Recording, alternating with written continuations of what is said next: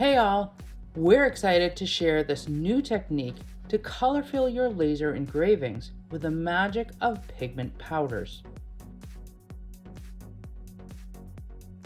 Level up from this to this stunning piece. This is great on coasters, wall art, boxes, or anything you want to add eye-catching color to. Start by doing a deep engraving. You may need to do multiple passes. If you're going to use a color shifting powder, then the depth of the engraving really matters. For this project, we went about 1/16 of an inch, but the deeper you go, the more shift you'll see. Clean the burn residue by sanding the wood surface. Then use an air compressor to remove the dust. Now you want to seal the wood. This will help prevent bubbles when we're adding the epoxy later and prevent bleeding into the grains. I like to add a white or black paint to the engraving. This really helps bring out the colors in the pigment powder. Otherwise, the laser burn can really overpower the powders. We're going to add a metal leaf adhesive size anywhere we want the powder to stick. This goes on white but turns clear when it's dry. The downside to having a white paint as your base is you can't always see the spots you might have missed, but that can be easily fixed later. Make sure you get the adhesive on all the sides of the engraving too. Now wait about 15 minutes for the adhesive to start drying. You're going to want to use a high quality pigment powder for the most stunning effects. We're using an Ultrashift pigment from Eye Candy. There's a link in the description below for this. Simply dip a clean dry brush into the powder and lightly brush on the adhesive in the engraving. You don't need too much of this to cover the entire surface. Now let this set for a few hours. Any powder that's loosed can be saved and used later.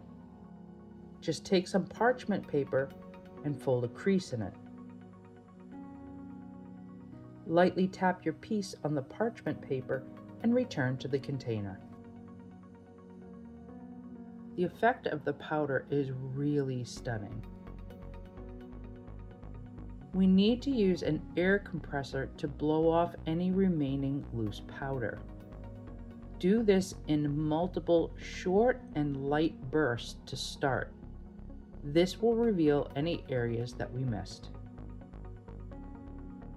You really need to wait 24 hours before you sand, otherwise the dust could stick to the adhesive.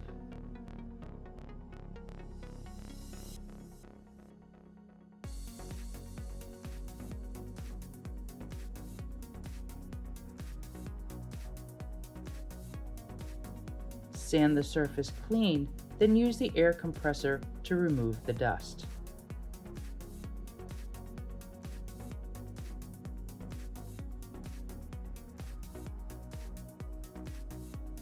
It really looks amazing, but we can clearly see all the missing areas. Now we can go back and touch it up.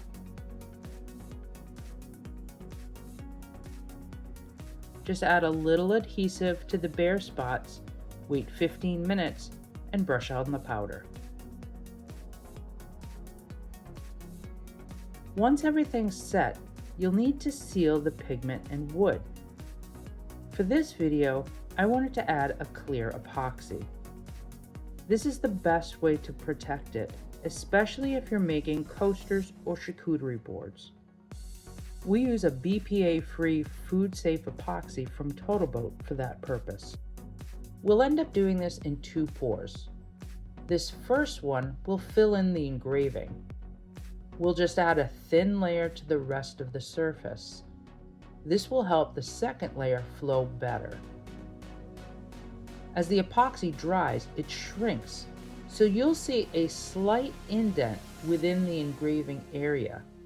If you're fine with that, you can just do 1 layer. I like to add a second layer to really smooth everything out.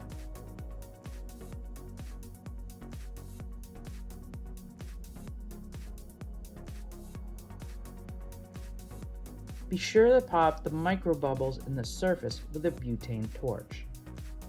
I'll put a link to a more in-depth epoxy video in the description below. Sanding the first layer with 220 grit paper helps remove imperfections, smooths sharp edges and sides, as well as roughs up the surface for a better bonding between the layers. Epoxy likes to flow where there's already epoxy. That means the sides and edges often have little gaps and uneven areas.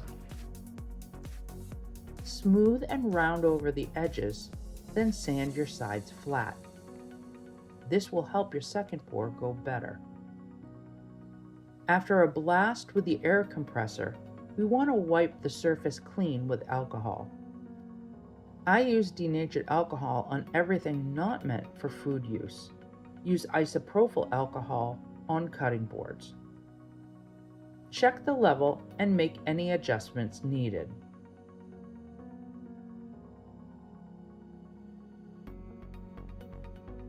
Pour like before, but this time I like to go a little thicker.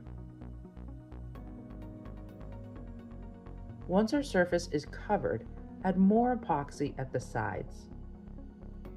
Take your time and make sure the edges and sides are completely covered and smooth.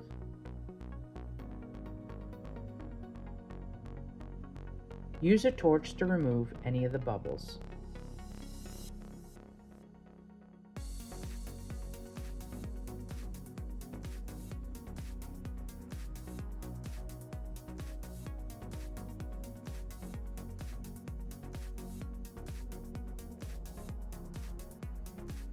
Cover this and let it sit for 2 or more days. Unfortunately, I forgot to film how to remove the drips, so I'm using some old footage here. Use a heat gun to heat the epoxy drips, and then they'll peel right off with the tape. If you didn't tape the back off, you can just sand the drips off. But be very careful though, because you don't want to scratch the surface. And here's the final result. This video does not do the effects justice. Pigments give so much depth to these. Be sure to check out our new laser magazine coming soon. It's dedicated to helping laser makers elevate their projects like this one. Find out more information in the description below. Thanks for watching, and we'll see you next time.